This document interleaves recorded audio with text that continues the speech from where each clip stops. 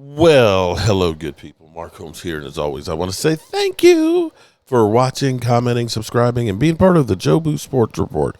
Without you guys, as well as you ladies, you know that this literally does not work. So I have been, busy dealing with the 365-day-a-year drama that Jerry Jones has built, and have not been paying attention to the Eagles. But I got a fill-in about some of the injuries and things and outlook for the Eagles, that they're going to be starting the season a little beat up. Thanks to Dan Saleo for filling me in. Let's go to the tape on this, shall we? Since we're going there, you may lose Landon Dickerson for the opener against the Cowboys. I think that's a safe bet. Like, okay. I would sit him out. We had Dr. Chow on. We had Dr. Chow on with us, and he thinks that he's probably going to miss the opening week of the season. Although he was walking around pretty good yesterday with the beer bags. I dug that. That guy's awesome. With the beer bags, had the Miller Lights for both the Browns, and but okay, what do you make of that? How big of a factor is that? Because you got a brand new starting right guard, and you have a brand new starting left guard against the Cowboys. Think it is, and you got a guy with a back injury. Or it's coming off of a back injury, and Cam Jurgens. Are you concerned about the interior of the O-line? No, not against Dallas. Dallas, and Mark will tell you, that defensive line is suspect, especially the interior against the run. I think Steen's had a pretty good camp. He started slow. He's come along. He's had enough snaps before. Left guard, we'll see. We'll see how that goes.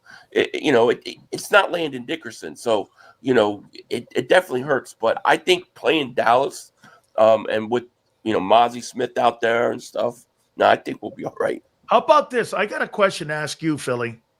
Name me a position: safety, corner, edge, right guard, left guard. If Landon can't go, linebacker.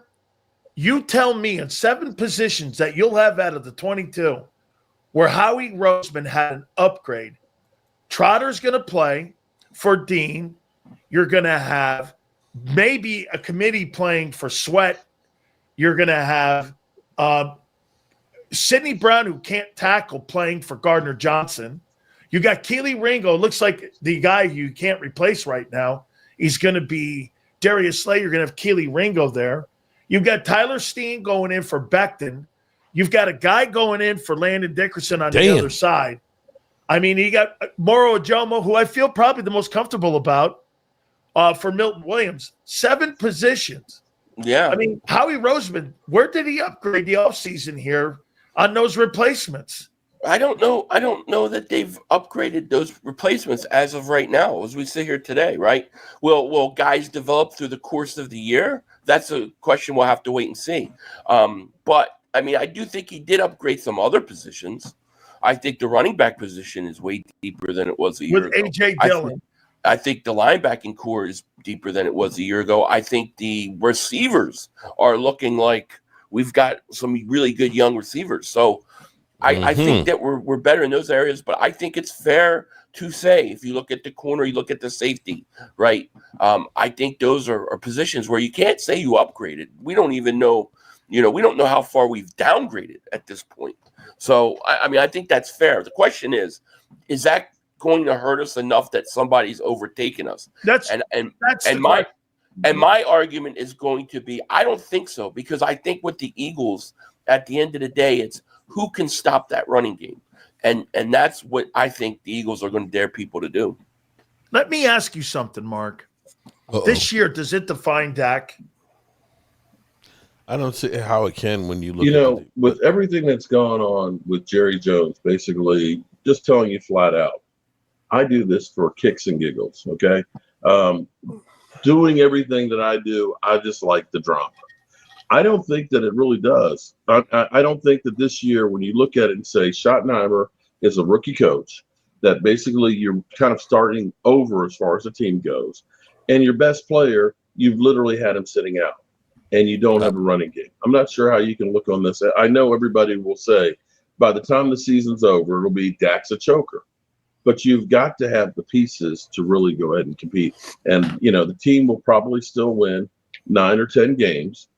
and probably perform better than what they probably should with the talent that they have.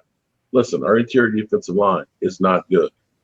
Our secondary, we're relying on 2 guys to come back from injury. Our running game stinks. And we still have question marks on the offensive line. Other than that, we're great. I'm going to say this to you, and you tell me if you agree. Dak Prescott is not better than Danny White.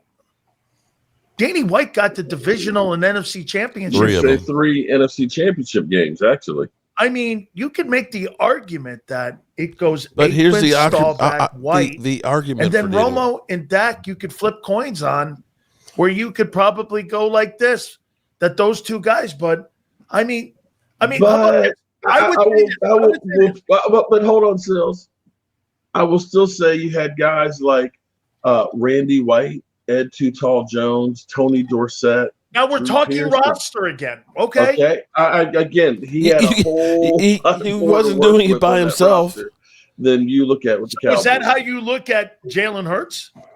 Is that Jalen Hurts has a really great roster, and Jalen Hurts had a really? How can you not say he doesn't have a really great roster? You can't.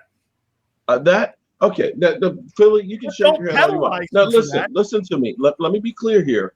Jalen Hurts is a really good quarterback.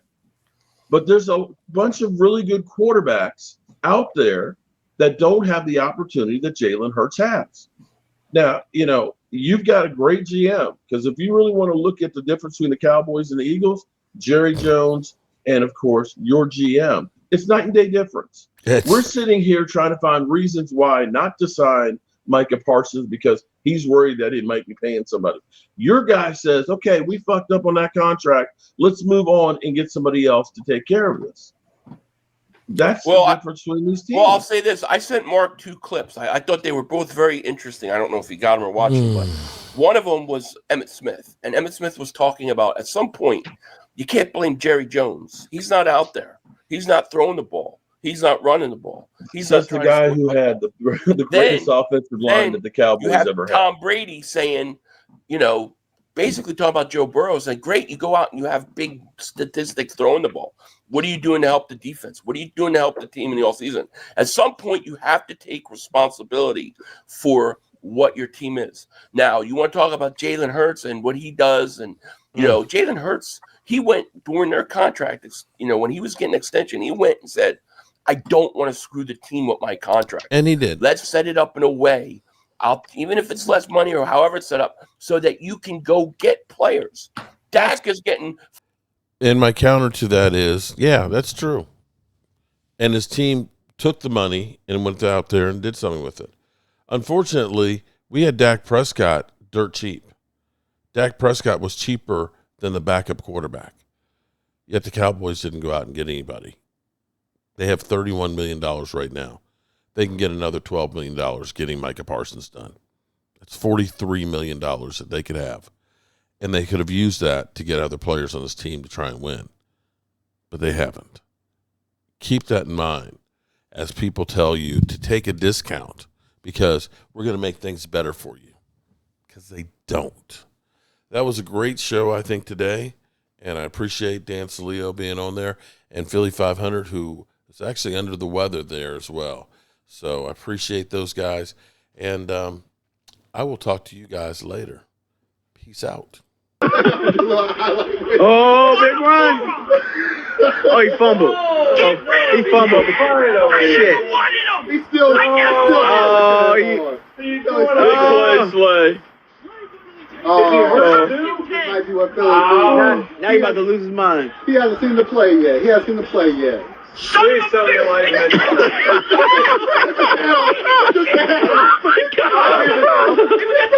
What